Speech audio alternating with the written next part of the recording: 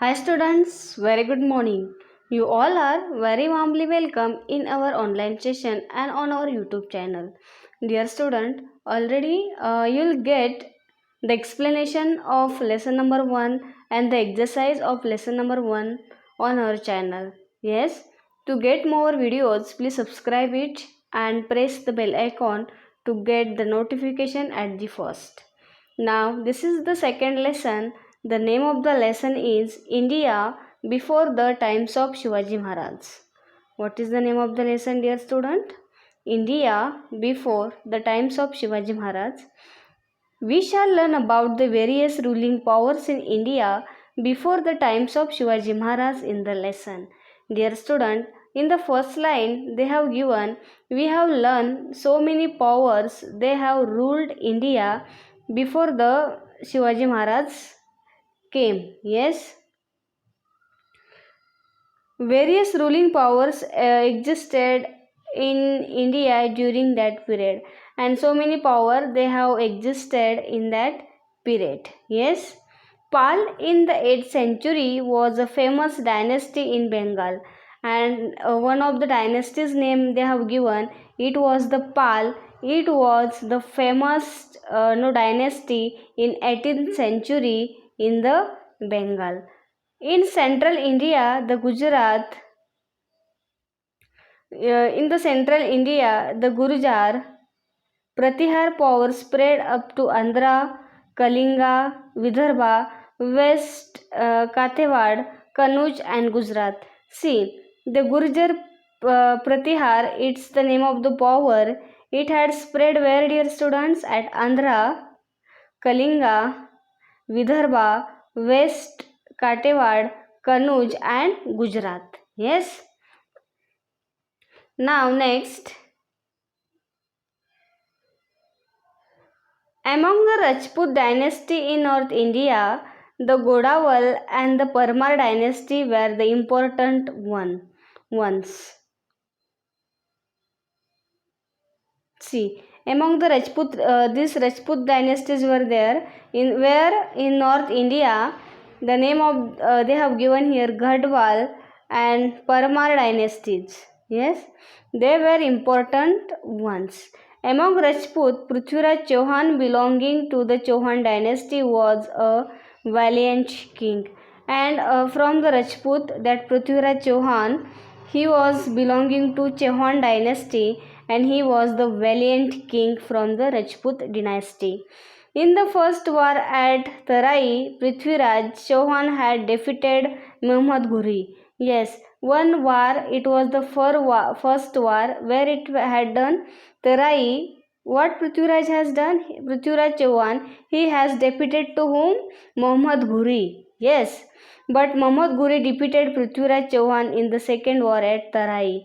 First, Prithviraj has defeated to Muhammad Ghori. Second, Muhammad Ghori had defeated to the Prithviraj Chauhan at the same place, Tarai. Yes.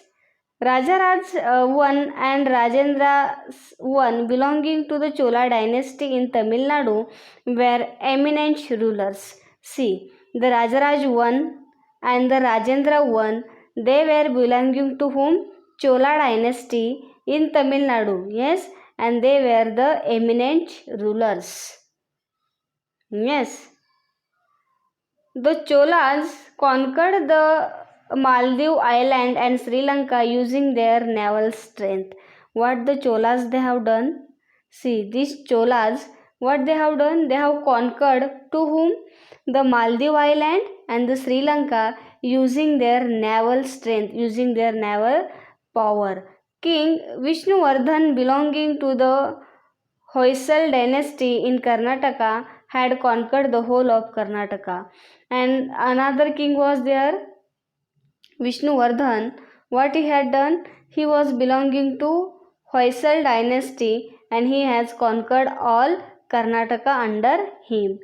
During the reign of Govind III of the Rashtrakuta dynasty in Maharashtra, the Rashtrakud power spread from Kanuj up to Rameshwar. See, when Govind III was there, when his reign was there, what had happened? Of the Rashtrakuta dynasty in Maharashtra, He was from Rashtrakuta dynasty. The Rashtrakud power, it had spread from Kanuj to the Rameshwar. Yes. Later, Krishna III conquered the region up to Allahabad, and after that, Krishna III, he was there. What he had done? He had conquered the region of Allahabad. Yes, understood up to here?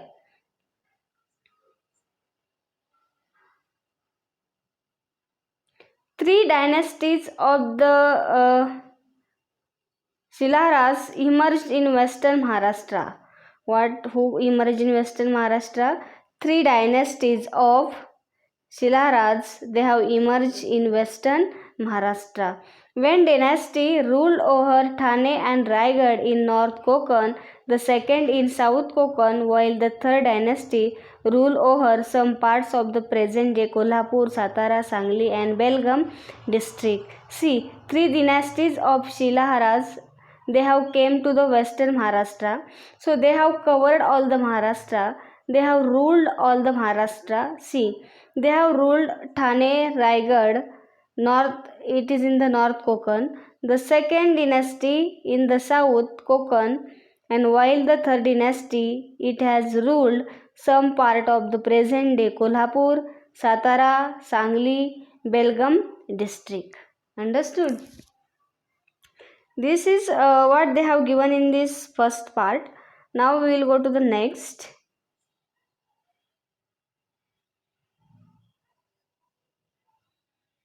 Yes, the last prosperous power before the period of Shivaji Maharaj was that of the Yadavas. See, the last prosperous power before the Shivaji Maharaj, who was that? Yadavas. The capital of Bilamfi of the Yadava dynasty was at Devgiri near Aurangabad. And what was the capital? Capital of Bilamfi of the Yadavas dynasty was the Devgiri. It is where? It is near Aurangabad. He extended his rule beyond the river Krishna. And where he has extended his rule? Near the river Krishna. Yes. The Yadava period is considered to be the golden period of Marathi language and literature. And when these Yadavas were there, it is considered that this Yadavas period was the golden period of the Marathi language and the literature. It was in this period that the Mahanubhav Pantha and the Vargari movement emerged. And when Yadavas were there, in that Yadavas period, this Mahanubhav Pantha and Varkari Pantha, they have came into emerge. Yes, this is what we have learned it now. Now next is inventions from the northwest. See, local dynasties like the Yadava and Rashtrakuta ruled in Maharashtra. These were the local dynasty who? The Yadavas and the Rashtrakuta. What they have done? They have ruled in Maharashtra. But invaders from the northwest conquered the local dynasty there and established their own rules. But the invaders were there. What they have done? They were from the northwest. They have conquered the local dynasties and they have established their own rule on the Maharashtra. Yes. In the meanwhile, the Arab power had emerged in Middle East. But what had happened in the middle? In the meanwhile, yes, the Arab powers, they were emerged in Middle caste. Yes, Arab rulers turned towards India to expand their empire, and Arab, they have turned towards India for what? They wanted to expand their power in India. The Arab general Muhammad bin Qasim attacked the Sindh province in 8th century, and the Arab general was there. His name was Muhammad bin Qasim. What he had done? He had attacked Sindh province, okay, in 8th century. In the 8th century, the general Muhammad Qasim, he has attacked on the Sindh province.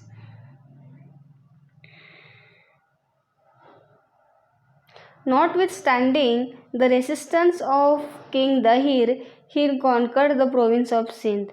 But what had happened? The King Dahir, what he done? He had conquered the province of Sindh. Due to this campaign, the Arab came into political contact with the India for the first time, and because of these events, the Arab they have came in political contact with the India at the first time.